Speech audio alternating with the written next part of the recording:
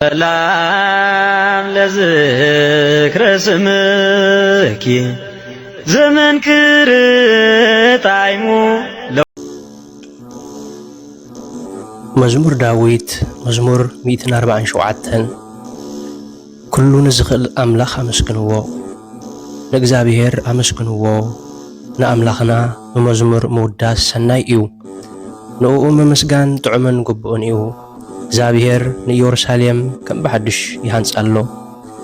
ነቶም ኣብ ምርኮ ዝነበሩ ህዝቢ እስራኤል ይመልሶም ኣሎ ነቶም ልቦም ዝተሰብረ ይፍውሶም ንቑሳሎም ይዝንን ብዝሒ ከዋኽብቲ ዝመደበ ንሱ እዩ ንኹሎም በብስሞም ይጽውዖም ኣምላኽና ዓብይን ሓያልን እዩ ጥበቡ ወሰን የብሉን እግዚአብሔር ንትሑታት የልዕሎም ንኽፉኣት ሰባት ግና ኣብ ምድሪ ይድርብዮም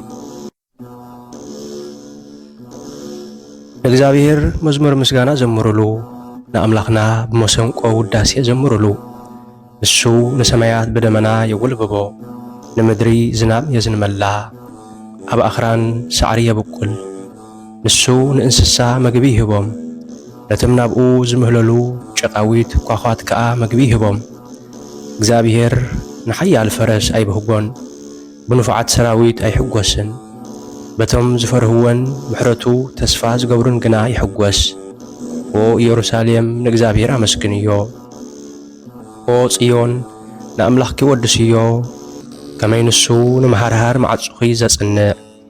ንህዝብኺ ዝባርኾም እዩ ኣብ ወሰናትኪ ሰላም ይገብር ዝበለጸ ሰርናይ የጽግበኪ ትእዛዙ ናብ ምድሪ ይሰድድ እቲ ዝበሎ ድማ ቀልጢፉ ይፍጽም ንበረድ ከም ጡብ ይዝርግሖ ንኣሰሓይታ ከም ሓመኹሽቲ ይብትኖ ንበረድ ከም ጸጸር ይድርብዮ ኣብ ቅድሚቲ ንሱ ዝሰድቕ ርኸ መን ክቐውም ይኽእል ሽዑ ይእዝዝ እሞ እቲ በረድ ይመክኽ ንፋስ የንፍስ እሞ ማያት ይውሕዙ ትእዛዛቱ ንህዝቡ ስርዓታቱን ሕግታቱን ድማ ንእስራኤል ሃበ ንኻልኦት ኣሕዛብ ከምዚ ከቶ ኣይገበረሎምን ንሳቶም ንሕግታቱ ኣይፈልጥዎን እዮም ለእግዚአብሔር አመስግንዎ አሜን ሰላም ለዝክረ ስምኪ ዘመንክር ጣዕሙ